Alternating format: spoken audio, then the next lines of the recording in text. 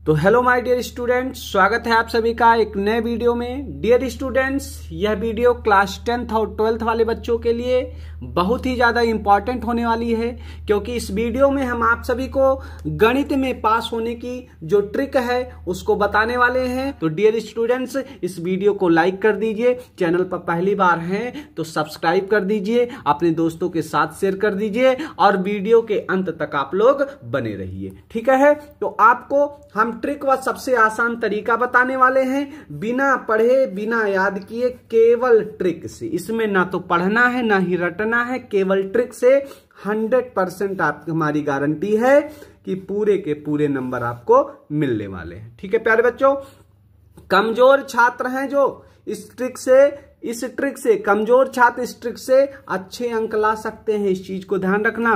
जो भी कमजोर बच्चे हैं गणित में, उस ट्रिक से, जिन्होंने कुछ भी नहीं पढ़ा है, तो वे कमजोर छात्र गणित में इस ट्रिक से क्या कर सकते हैं, बहुत अच्छे अंक ला सकते हैं। तो डियर स्टूडेंट्स, क्या करना है, वीडियो के अंत तक बने रहना है। आप सभी को ऐसी वीडियो पूरे यूट्यूब पर आपको नहीं मिलने वाली है। तो प्यारे दोस्तों, बहुविकल्पीय प्रश्न की ट्रिक मैं आप सभी को इस वीडियो में बताने वाला हूं कि गणित में आपको कैसे पास होना है, और ये ट्रिक 100% वर्क करती है डियर स्टूडेंट्स। तो चलिए पहले हम आपको पहला ट्रिक अपना बता देते हैं कि पहला ट्रिक क्या है। पहला ट्रिक आपको जो है दिखा देते हैं। तो डियर स्टूडेंट्स, पहला ट्रिक ये है ना, पहला ट्रिक आपका है कि ज्यादा जो कैलकुलेटिव सवाल होते हैं, कैलकुलेटिव मतलब कठिन, ठीक है, जिसमें ज्यादा कैलकुलेशन करना पड़ता है, जिसमें ज्यादा गणना करना पड़ता है, जिसमें ज्यादा जोड़ना घटाना, जोड़ना पड़े घटाना पड़े, ठीक है, गुणा करना पड़े भाग करना पड़े, तो बहुविकल्पीय प्रश्न में आपको उसमें ज्यादा जो है परेशान होने की जरूरत नहीं है। तो ज्यादा जो कैलकुलेटिव सवाल होते हैं उनका जो आंसर होता है प्यारे बच्चों, वो ऑप्शन नंबर ए होता है। ठीक है, क्योंकि वो बड़े सवाल दिखेंगे आपको, बहुत बड़े बड़े सवाल। आप सोचोगे यार इसमें तो फंस गए, बहुत ज्यादा कैलकुलेटिव करना पड़ेगा, कैलकुलेशन ज्यादा इसमें करना पड़ेगा, लेकिन उसका जो ऑप्शन होगा ना, उसका ऑप्शन ए ही होगा, पहला ऑप्शन होगा।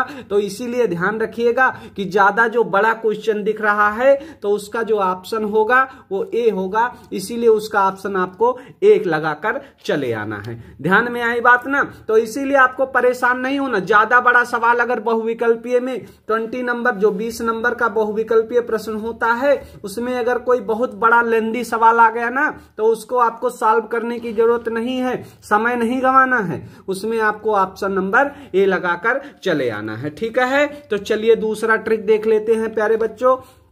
दूसरा ट्रिक है आपका कि जितना कठिन सवाल होगा प्यारे बच्चों, ऑप्शन ए को ही आपको चुनना है। अभी हमने बताया है जितना कठिन सवाल है, चाहे जितना बड़ा चाहे जितना कठिन सवाल है, कौन सा ऑप्शन चुनोगे आप, तो ऑप्शन नंबर ए ही आप चुन लेना।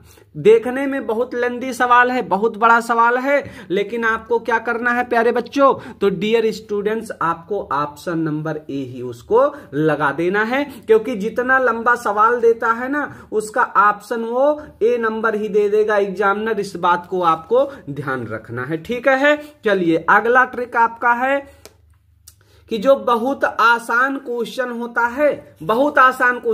है, उसका जो आंसर है वो कभी भी ए नहीं होगा। ठीक है, ए आप निगलेक्ट कर देना, काट देना। ठीक है, बहुत आसान जो क्वेश्चन होगा उसका आंसर कभी भी ए नहीं हो सकता, इस बात को ध्यान रखना। तो उसका आंसर क्या होगा, या तो बी होगा या तो सी होगा। ज्यादातर देखा जाता है कि उसका आंसर बी या सी, तो बी या सी में से आप चाहे जो लगा देना, डी भी मत लगाना, ना ए लगाना ना डी लगाना, बी या सी में से आप कोई लगा देना। हमारा कहना है कि उस ऑप्शन का सी चुनना आप लोग। ठीक है, तो बहुत आसान क्वेश्चन जो होते हैं उनका जो आंसर होगा वो सी ही होगा। ठीक है, बी या सी होगा, ए और डी तो बिल्कुल नहीं हो सकता है। इस बात को आपको ध्यान में रखना है डियर स्टूडेंट्स।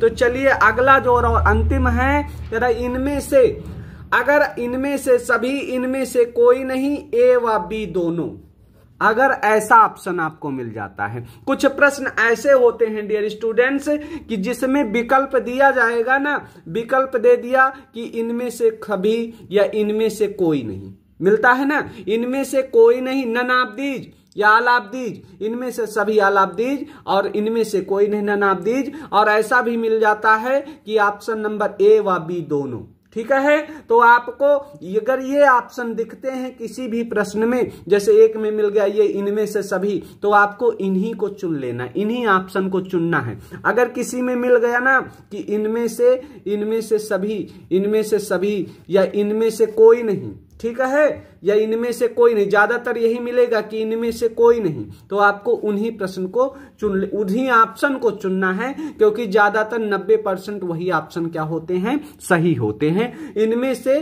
कोई नहीं ही ज्यादातर ऑप्शन सही होता है डियर स्टूडेंट्स। तो आपको देखिए ये तीनों एक साथ नहीं मिलेंगे, ठीक है, ये तीनों जो है ऑप्शन एक साथ नहीं मिलेंगे। किसी में इनमें से सभी होगा, तो किसी में इनमें से कोई नहीं होगा, तो किसी में ए व बी दोनों होगा, ठीक है। तो मेरे कहने का मतलब है कि अगर ये तीनों ऑप्शन दिखाई देते हैं किसी भी प्रश्न में कोई एक, तो उसी को आपको क्या करना है, उसी ऑप्शन को आपको चुनना है। बात समझ में आ गई डियर स्टूडेंट्स। और अंतिम ट्रिक मैं ऐसा बता रहा हूं जिसमें कोई भी ट्रिक नहीं लग रहा है, तो आप उस ट्रिक का प्रयोग करके और पूरा का पूरा क्या कर सकते हैं, ज्यादातर प्रश्न आप सही कर सकते हैं। देखिए डियर स्टूडेंट्स, आपके जो परीक्षा में ना 1 से लेकर 20 तक क्या होते हैं, ऑप्शनल क्वेश्चन होते हैं, यानी कि बहुविकल्पीय प्रश्न होते हैं, ठीक है। और प्रत्येक प्रश्न 1-1 नंबर के होते हैं। तो इसमें आपको क्या करना है डियर स्टूडेंट्स, आपको 4-4 या 5-5 का जोड़ा बना लेना है, ठीक है। जैसे 1 से 5 तक प्रश्न, फिर 6 से लेके 10 तक, ठीक है, फिर 11 से लेकर 15 तक, फिर 16 से लेके 20 तक। ये हो गया आपका। तो 1 से 5, 6 से, अब ऑप्शन आपके होंगे ना ए से लेके ए, बी और सी, डी, 4 ही ऑप्शन होते हैं आप सभी में। तो पहला जो प्रश्न होगा 1 से 5 तक, उनमें आपको क्या करना है, उनमें आपको एक ही प्रकार के ऑप्शन चुनने हैं। जैसे 1 से लेके 5 तक प्रश्न है, तो अगर उसमें चाहो तो आप आपको ए और ए ही चुन लेना है 3 से 5 तक, ठीक है। 5-5 का आपको क्या करना है, 5-24 4 जोड़ा बना लेना है। जैसे 1 से 5 तक ए कर लिया आपने, ए 5 तक चुना, उसके बाद अगले में आपको बी और बी कर लेना है, ठीक है। फिर अगले में आपको क्या चुनना है, सी और सी 5 ये, और फिर अगले में क्या करना है, डी और डी। इस तरीके से समझ में आई बात। तो 1 से 5 तक ए, फिर 6 से लेकर 10 तक बी, और फिर 11 से लेके 15 तक सी, और फिर 16 से लेके 20 तक क्या करना है, डी करना है, ठीक है। इस तरीके से आपको पेयर बनाना है। लेकिन ये पेयर जानते हो किस तरीके से बनाना है आपको प्यारे बच्चों, जो 1 से लेकर 5 तक होगा उसमें आप 1 से लेकर पहले 5 में ऑप्शन आप सी लगाइएगा, ठीक है। ऑप्शन क्या लगाइएगा, 1 से लेकर 5 तक जो प्रश्न होंगे उसमें ऑप्शन आपको 1 से लेकर 5 तक में सी लगाना है। उसके बाद जो 6, 7, 8, 9, 10 तक होगा उसमें ऑप्शन आप बी लगा देना, ठीक है प्यारे बच्चों।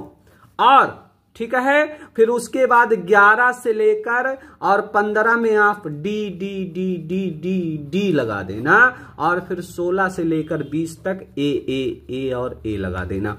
तो मेरा आपसे वादा है कि इन 20 प्रश्नों में से आपके जो है 12 से लेकर और 13 प्रश्न सही हो जाएंगे। ये मेरा आपसे वादा है डियर स्टूडेंट्स।